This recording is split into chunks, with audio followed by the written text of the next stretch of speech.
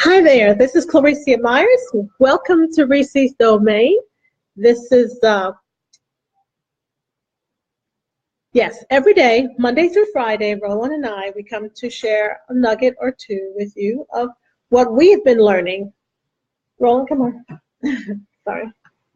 Yes, what we've been learning as we read. We've been reading the book, Rich Dad, Poor Dad, but now that we've finished that book, we're now reading the second book, also written by Robert Kiyosaki. That second book is called CASHFlow Quadrant.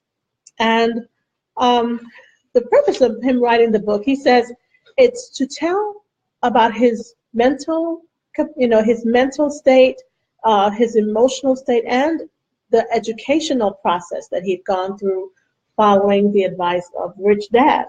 His rich dad told him these are the things that his rich dad asked him to do. All right, he said, go to school. He says, graduate, build businesses, not one business, but build businesses and become a successful investor. That was the advice that Robert Kiyosaki's rich dad gave him. And he says that to help him get that idea in his mind, he told him this story. It's a simple little story. You want to help me tell the story? He says that there was this little village, and everybody in the village was so happy. Everything was going really wonderful, except for one thing. They didn't have clean water. Yes, they didn't have water in the village. And so the elders of the village asked for, they put out like a contract, a bid for a contract where someone would bring water from the lake that was about a mile away and bring it into the village. So only two people stepped up for this task. One was Ed and the other one was Bill. Ed and Bill. So immediately, Ed, he went to work. He got 2 buckets, and he would just cart water back and forth from the lake, walk a mile into the village, and dump it into this, some kind of a container that the villagers had built. So he did that all day, toting water. That's work, a mile, walking back and forth. But Bill, he disappeared for like 6 months. But Ed was so happy because he had no competition. He just was just happy, just delivering the water to the villagers. But when Bill did come back, he didn't just come back, by himself. He came back with a business plan. He came back with a corporation. He had 4 investors, and he had a president to manage the business. And in addition to that, he had a construction crew that immediately went to work, and they spent about a year building this stainless steel pipeline from the lake all the way into the village. And so now water's flowing freely from the lake to the village 7 days a week, 24 hours a day. Mm-hmm. So Bill cut his prices 75%. So Robert is he's charging much more. The water that he was delivering was dirty because there were complaints. And what else? Yeah, you can remember at one time. That's right, because Ed only worked 5 days a week. And so to compete with Bill, he decided, you know what? He got his 2 boys, his sons, to help him, get the water from the lake and shuffle it back to the village. But and he also Ed also got 2 more buckets, so they had 4 buckets shuttling this water back and forth to the village. Whereas the villagers can just go to the end of the pipeline that came into the village, turn on the faucet, and they got water, clean water instantly. And Ed, he got some covers to cover over the bucket. Well, you would think that he would learn from that and find some other way to be competitive. So came time for Ed's boys to go off to school, to college. And as they were leaving, he reminded them, hey, make sure when you graduate to come back home because I need help with the business. Someday this business will be yours. Yeah.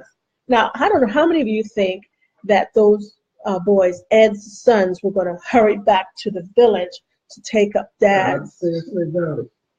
So the whole intent of this story that Robert Kiyosaki's rich dad told him was to help him to see that you need to think, to work smarter, not harder. Work smarter and not harder. So I know when we think about industry today, you were telling me something. Yeah, it brought to mind Walmart, and then I think about stores like Kmart, Target, and Sears, and those type of stores. And when I need something 12 o'clock at night, I just drive them out to Walmart because I know it's going to be open, and I know pretty much they're going to, have what I need. Now Walmart doesn't carry everything. You can't buy everything, but you can just about buy everything there. In an emergency situation, you can find something that's going to meet your needs.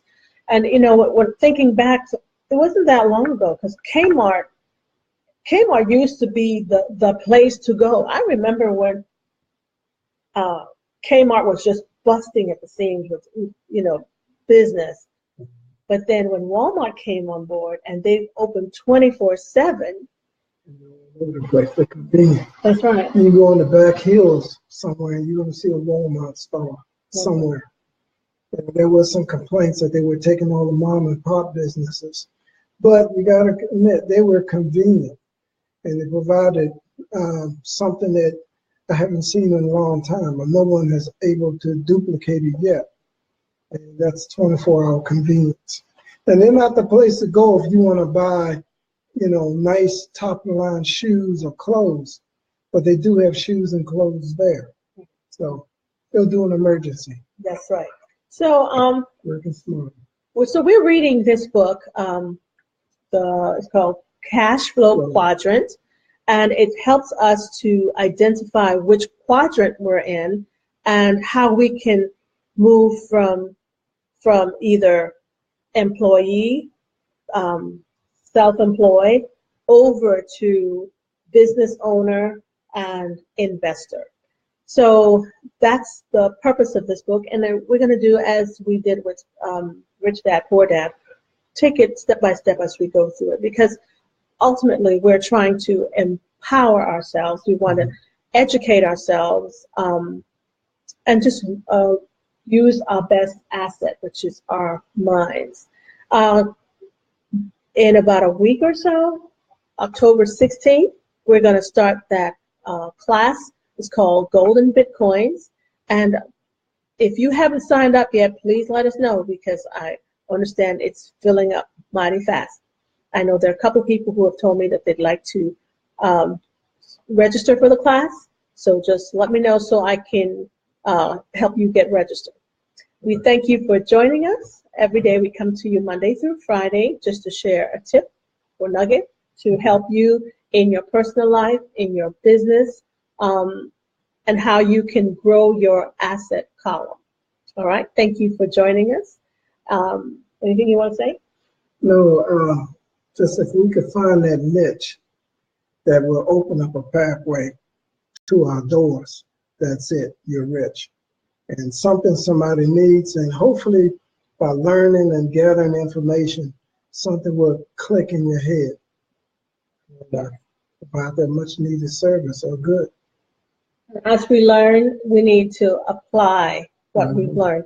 And that the title of that book, CASHFlow, is also the name of a game that simulates life and gives you an opportunity to practice what you have learned without fear of, oh, I've invested in something and it was not a good investment or wise investment. So I'm looking forward to being able to play that game. All right. Thank you for joining us. We'll see you tomorrow, Tuesday, for Reflection on Wealth with Roland and Recie. Bye now. Okay, bye-bye.